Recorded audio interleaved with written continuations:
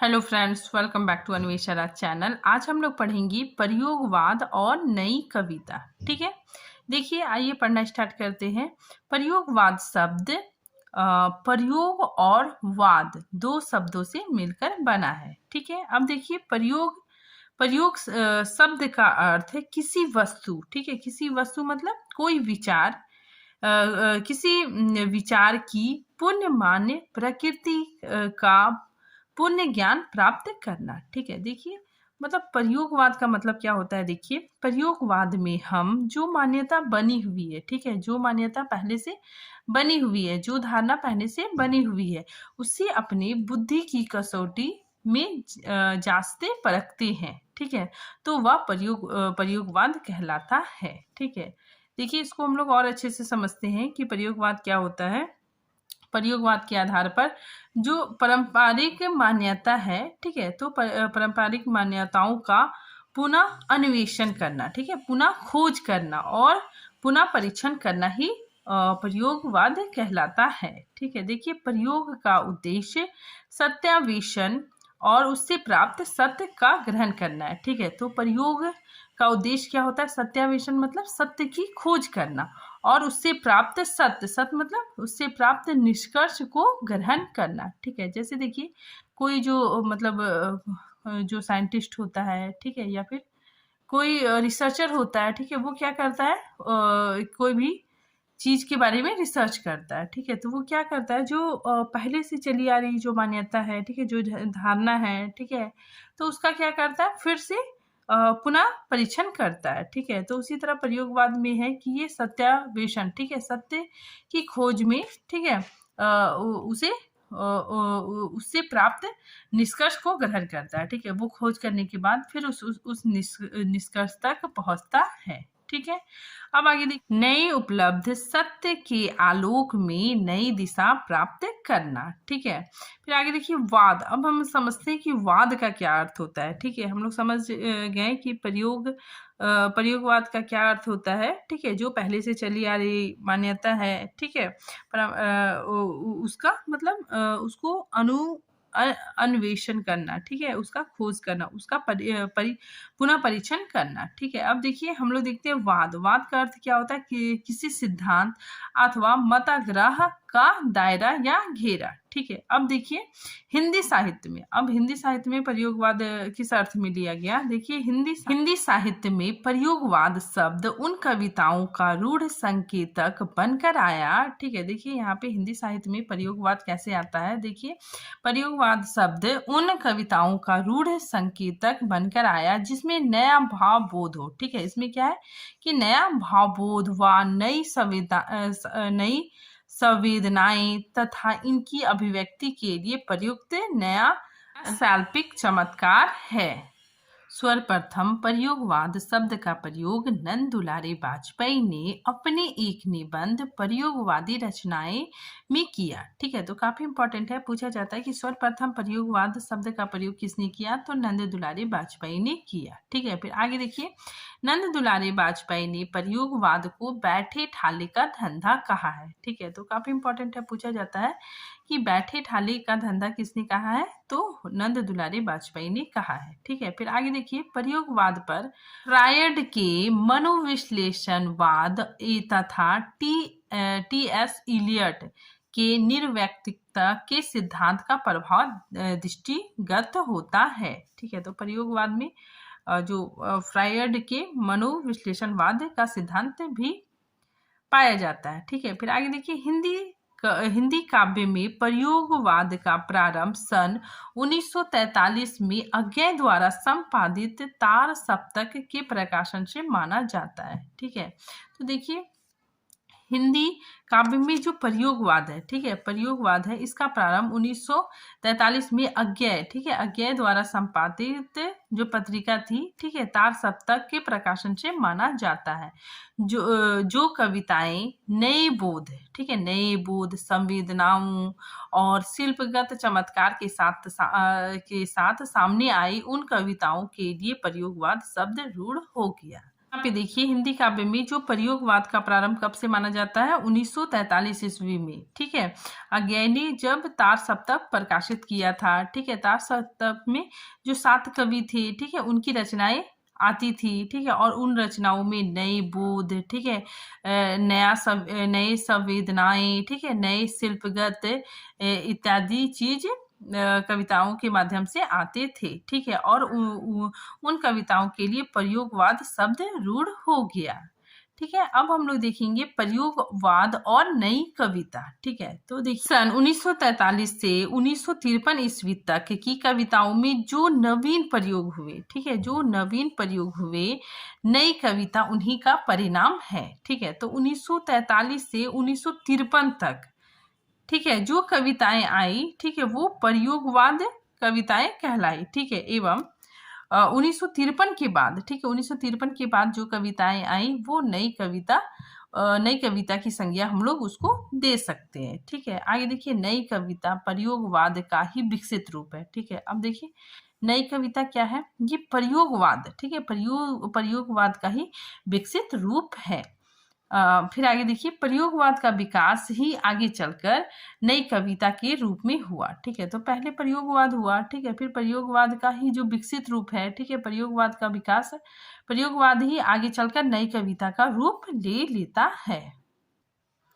आगे देखिए प्रयोगवाद का विकास ही कालांतर में नई कविता के रूप में हुआ। ठीक है, अब आप लोगों को समझ में आ गया होगा कि प्रयोगवाद क्या है और नई कविता क्या है। ठीक है, देखिए आगे प्रयोगवाद के विषय में अज्ञे कहते हैं कि प्रयोग अपने आप में इष्ट नहीं है, वरन वह साधन है। ठीक है, अज्ञे क्या कहते हैं कि वह साधन है, दोहरा साधन है। एक तो वह सत्य को जानने का साधन है जिसे कवि प्रेरित करता है। ठीक है, दूसरे वह उसे प्रेरण क्रिया को और उसके साधनों को जानने का साधन है। ठीक है, तो ऐसा क्वेश्चन पूछा जा सकता है कि प्रयोगवाद में जो प्रयोग शब्द है, ठीक है, तो वो क्या है, साधन है कि साध है, तो वो साधन है। ठीक है, अज्ञे ने प्रयोग को साधन कहा है। ठीक है, फिर आगे देखिए अज्ञे तार सप्तक की भूमिका में लिखते हैं कि तार सप्तक में 7 कवि संकलित है। ठीक है, तो ये जो तार सप्तक है, ठीक है, इसमें अज्ञे इसकी भूमिका में लिखते हैं कि जो तार सप्तक है उसमें 7 कवि संकलित है, सातों एक दूसरे से परिचित है। ठीक है, तो सातों कवि एक दूसरे से परिचित है। ठीक है, बिना इसके ढंग का सहयोग कैसे होता। ठीक है, मतलब जब सातों कवि एक दूसरे से परिचित नहीं होंगे तो सहयोग कैसे होगा। ठीक है, किंतु आगे वे लिखते हैं किंतु इससे यह परिणाम ना निकाला जाए कि वो कविता के किसी एक स्कूल के कवि है। ठीक है, तो वे कहते हैं आगे कहते हैं कि इससे यह परिणाम ना निकाला जाए कि वह कविता के किसी एक स्कूल के कवि है। ठीक है, या कि साहित्य जगत के किसी गुट अथवा दल के समर्थक है। ठीक है, मतलब यहाँ आगे कहना चाहते हैं कि वे जो कवि है, ठीक है, वे मतलब किसी एक स्कूल के कवि नहीं है, मतलब उनकी जो विचारधाराएं हैं, ठीक है, उनकी जो सोच है वो अलग अलग है। ठीक है, बल्कि उनके तो एकत्र होने का कारण ही यही है कि वे किसी एक स्कूल के नहीं है। ठीक है, किसी मंजिल पर पहुंचे हुए नहीं है। ठीक है, वे कभी किसी मंजिल पर पहुंचे हुए नहीं है, अभी राही है। ठीक है, अज्ञे जी क्या कहते हैं कि अभी राही है। ठीक है, फिर बोलते हैं कि राही नहीं, राहों के अन्वेषी है। ठीक है, तो ये काफी इंपॉर्टेंट है। वे क्या कहते हैं कि राहों के अन्वेषी है। ठीक है, राहों के अन्वेषी मतलब राह की खोज कर रहे हैं। उसमें मतैक है, मतैक मतलब उनकी विचारधाराएं अलग है।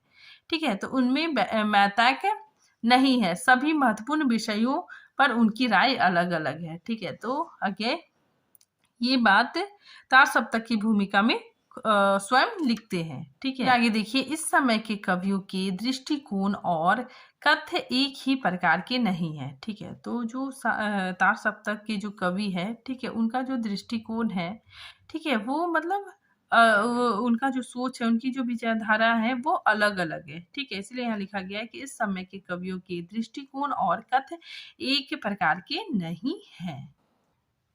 आगे देखिए प्रयोगवाद काव्य एवं नई कविता की कुछ विशेषताएं हम लोग देखते हैं। ठीक है, महत्वपूर्ण विशेषताओं को देखते हैं। सबसे पहले घोर व्यक्तित्व। ठीक है, इन कवियों में इनकी रचनाओं में घोर व्यक्तित्व देखने को मिलता है। ठीक है, बौद्धिकता, अतिशय, ठीक है, निराशा और कुंठा का अंकन, आम आदमी की आम बातों का चित्रण। ठीक है, तो इसमें आम आदमी की आम बातों का चित्रण किया गया। यथार्थवादी कवि है। ठीक है, इनकी रचनाओं में यथार्थवादी दिखाई देता है। आधुनिक युग बोध। ठीक है, क्षणवादिता, भोग एवं वासना का चित्रण, नए उपमानों का प्रयोग किया गया है। ठीक है, बोलचाल की भाषा का प्रयोग किया गया है। छंदों का आग्रह नहीं है, मतलब इसमें छंद नहीं है। बिंब एवं प्रतीक योजना भी देखने को मिलता है। ठीक है, तो ये प्रयोगवादी काव्य और नई कविता की कुछ विशेषताएं हैं। ठीक है, फिर आगे देखिए, जब भी हम प्रयोगवाद और नई कविता दोनों की बात करते हैं तो उसमें 3 सप्तक, ठीक है, 3 सप्तक की चर्चा की जाती है। ठीक है, क्योंकि इसमें 3 सप्तक इसमें सम्मिलित है। ठीक है, 43 से 1959 तक का दौर प्रयोगवाद और नई कविता का दौर है। ठीक है, तो अब देखिए तार सप्तक। ठीक है, ये जो इसका समय है 1943 ईस्वी। ठीक है, इसमें 7 कवि थे। ठीक है, कौन कौन कवि है देखिए तार सप्तक के अंतर्गत। नेमी चंद्र जैन, ठीक है, गजानंद माधव मुक्तिबोध, ठीक है, और भरत भूषण अग्रवाल, ठीक है, प्रभाकर माचवे, गिरिजा कुमार माथुर, ठीक है, रामविलास शर्मा और अज्ञेय। ठीक है, अब नेक्स्ट हम लोग देते हैं द्वितीय तार सप्तक। ठीक है, इसका समय 1951 के 1951 इसका समय माना जाता है। ठीक है, और इसमें भी 7 कवि थे। कौन कौन देखिए, भवानी प्रसाद मिश्र, शकुंतला माथुर, हरि नारायण व्यास, शमशेर बहादुर, नरेश मेहता, रघुवीर सहाय, धर्मवीर भारती। ठीक है, नेक्स्ट देखिए तृतीय तार सप्तक।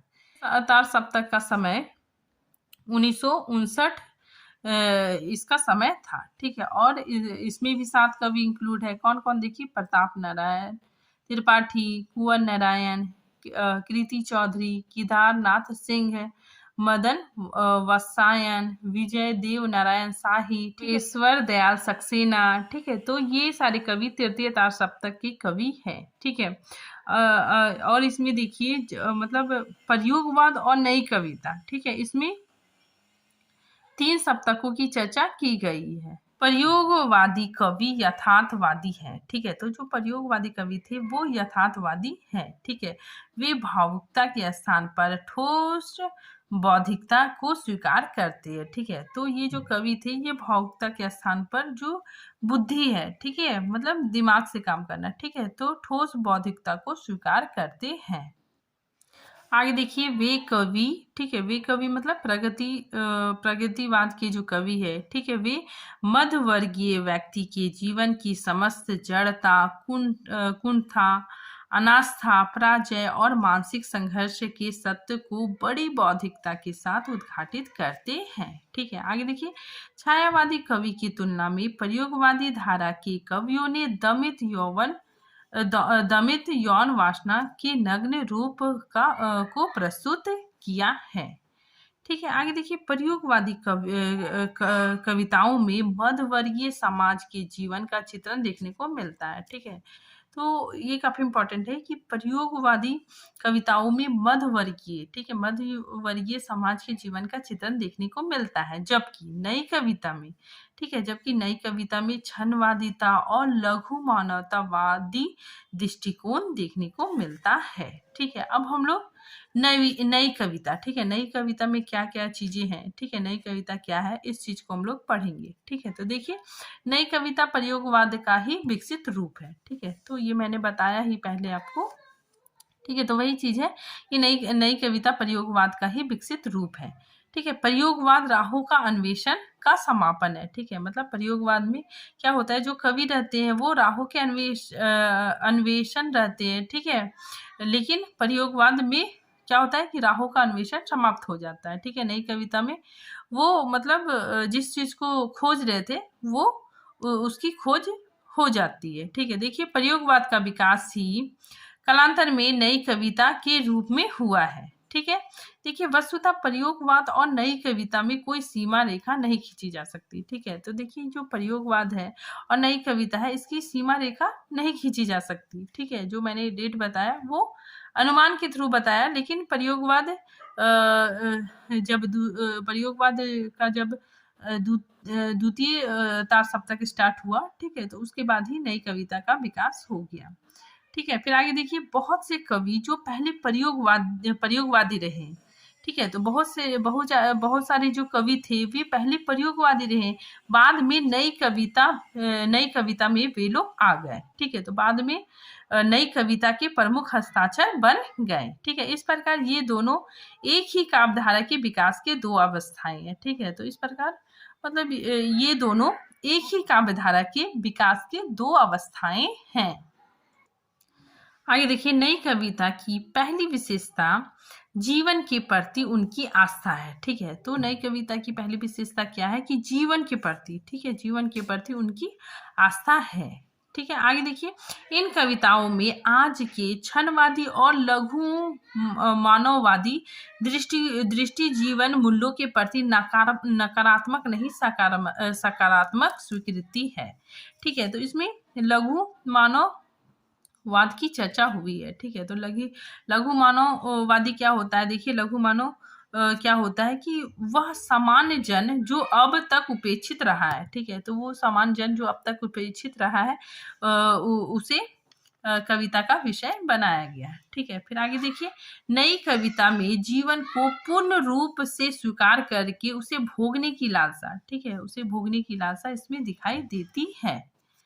ठीक है, फिर आगे देखिए अनुभूति की सच्चाई, ठीक है, इसमें अनुभूति की सच्चाई नई कविता में दिखाई देती है। समाज की अनुभूति कवि की अनुभूति बनकर ही कविता में व्यक्त है। ठीक है, तो जो समाज की अनुभूति है, ठीक है, वही कवि की अनुभूति बनकर कविता में व्यक्त होती है। आगे देखिए नई कविता जीवन के एक एक क्षण को सत्य मानती है और उस सत्य को पूरी हार्दिकता और पूरी चेतना से भोगने का समर्थन करती है। ठीक है, फिर आगे देखिए नई कविता में व्यंग के रूप में पुराने मूल्यों को अस्वीकार किया गया है और नए मूल्यों को स्वीकार किया गया है। अब हम लोग प्रयोगवाद और नई कविता को देखते हैं। ठीक है, देखिए राहों के अन्वेषण की प्रक्रिया है। ठीक है, तो प्रयोगवाद क्या है? राहों के अन्वेषण, ठीक है, खोज, अनुसंधान। ठीक है, तो राहों के अन्वेषण की प्रक्रिया है। अभी ये कवि किसी सत्य तक पहुंचे नहीं है। ठीक है, तो अभी तक ये कवि किसी सत्य तक पहुंचे नहीं है। ठीक है, जबकि नई कविता में यहाँ पहुंचकर सत्य की पहचान हो चुकी है। ठीक है, तो नई कविता में ये लोग सत्य की पहचान कर चुके होते हैं। ठीक है, फिर आगे देखिए व्यक्ति का महत्व बहुत अधिक है। ठीक है, तो इसमें व्यक्ति को बहुत अधिक महत्व दिया गया है, जबकि नई कविता में व्यक्ति के महत्व के साथ साथ व्यक्ति और समाज, ठीक है, मतलब इसमें व्यक्ति और समाज को महत्व दिया व्यक्ति और समाज में संतुलन की चेष्टा की गई है। ठीक है, आगे देखिए फ्रायड का प्रभाव इसमें देखने को मिलता है। ठीक है, किंतु सामान्यतः विचारधाराओं से मुक्त कविता है। ठीक है, जबकि नई कविता में अस्तित्ववाद का ज्यादा प्रभाव है। ठीक है, तो इसमें अस्तित्ववाद का ज्यादा प्रभाव देखने को मिलता है। ठीक है, और मार्क्स और फ्रायड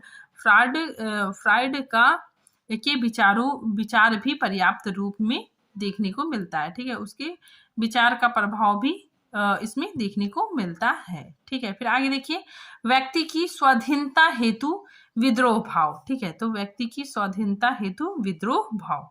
फिर नई कविता में यहाँ आते आते वह आक्रामकता खत्म हो जाती है। ठीक है, और लघु मानवतावाद के कारण निराशा, हताशा जैसी स्थितियां प्रबल हो गई है। ठीक है, फिर आगे देखिए प्रयोगवाद में सिर्फ व्यक्ति और साहित्य से जुड़े प्रश्नों पर विचार किया जाता है। ठीक है, लेकिन सामाजिक, आर्थिक, राजनीतिक पक्ष छूट गए हैं। ठीक है, जबकि नई कविता में जीवन की समग्रता पर बल दिया गया है।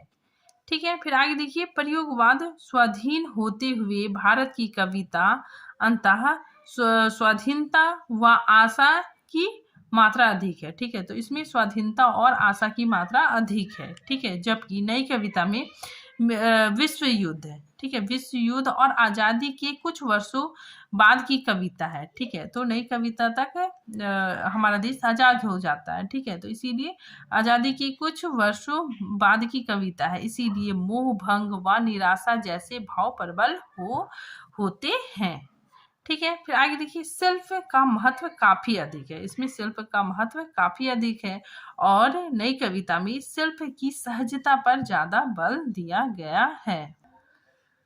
आगे देखिए, इसमें छोटी प्रगीतात्मक कविताएं ही लिखी गई, ठीक है। इसमें छोटी छोटी कविताएं लिखी गई, ठीक है। जबकि छोटी इसमें नई कविता में छोटी प्रगीतात्मक कविताओं के साथ लंबी कविताएं भी लिखी गई, ठीक है। फिर आगे देखिए, क्षण को ज्यादा महत्व दिया गया, ठीक है। क्षणिक चेतना की कविताएं इसमें रची गई, ठीक है। और नई कविता में क्षणिक क्षणिक क्षणिक के साथ साथ युग चेतना को ज्यादा महत्व दिया गया, ठीक है। नेक्स्ट देखिए, राजनीतिक व्यंग नहीं के बराबर हुआ, ठीक है। मतलब यहाँ पे राजनीतिक व्यंग नहीं हुआ, ठीक है। और नई कविता में यहाँ पुनः राजनीतिक विषय वस्तु कविता में शामिल होता है, ठीक है। तो इसमें राजनीतिक विषय वस्तु कविता में शामिल होने लगती है, ठीक है। आगे देखिए, व्यक्ति को काफी महत्व दिया गया है, जबकि नई कविता में इसकी एक धारा पर व्यक्तिवाद का प्रभाव है, ठीक है।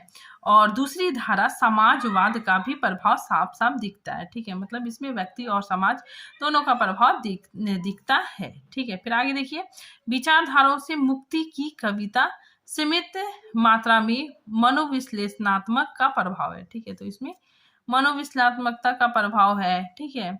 जबकि नई कविता में विचारधाराओं से मुक्ति का भाव भी प्रबल है, ठीक है। इसके अतिरिक्त अस्तित्ववाद, मार्क्सवाद और मनोविश्लेषणवाद का भी पर्याप्त प्रभाव है, ठीक है। फिर आगे देखिए, यथार्थ के मनोवैज्ञानिक पक्ष का सबसे अधिक बल दिया गया है, ठीक है। तो यहाँ पे यथार्थ को सबसे अधिक बल दिया गया है, ठीक है। जबकि नई कविता में यथार्थ के सभी पक्षों को स्वीकार किया गया है, ठीक है। तो यथार्थ के सभी पक्षों को स्वीकार करने की चेतना इसमें दिखाई देती है, ठीक है। तो आज ये टॉपिक ये भी खत्म होता है, ठीक है। अगर आपका कोई प्रश्न है तो आप कमेंट बॉक्स में पूछ सकते हैं, ठीक है। तो मिलते हैं नेक्स्ट टॉपिक के साथ, तब तक के लिए थैंक यू।